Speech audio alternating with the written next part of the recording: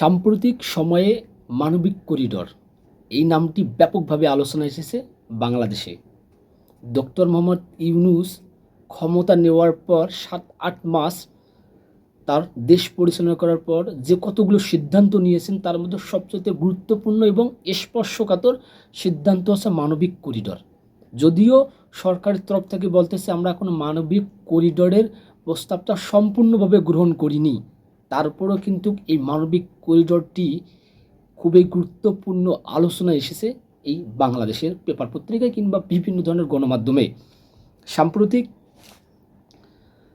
সাম্প্রতিক 14 মার্চ 2025 জাতিসংঘের মহাসচিব অ্যান্টোনিও গুতেরেস 4 দিনের রাষ্ট্রীয় সফরে বাংলাদেশ আসে এবং তিনি রোহিঙ্গা ক্যাম্পে গিয়ে তিনি রোহিঙ্গাদের সাথে তাদের মানবিক কথাবার্তা বলেন এবং রোহিঙ্গাদের যে সমস্যা আছে সেটা শোনেন এবং তিনি প্রতিশ্রুতিও দেন যে রোহিঙ্গাদেরকে নিজ দেশে প্রত্যাবর্তন করবেন।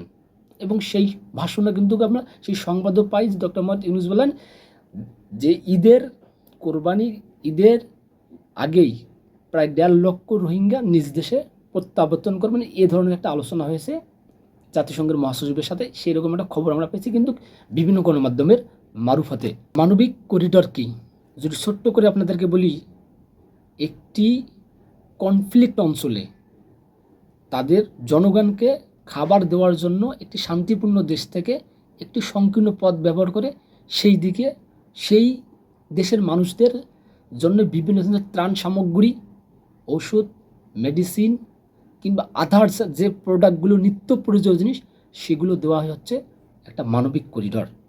এবং এই মানবিক করিডোরটা আপনারা জানেন যে বাংলাদেশের শুধুমাত্র একটি জেলায়, সেটা হচ্ছে বান্দরবান, যেখানে রাখাইন রাজ্যটি অবস্থিত, সেই জায়গায় একটি ছোট সংকীর্ণ পথ দেবে, যেখান থেকে বাংলাদেশ থেকে মায়ানমারের ওই রাখাইন রাজ্যে গিয়ে তারা তাদের যে মানবিক সহায়তা আছে সেটা দেবে।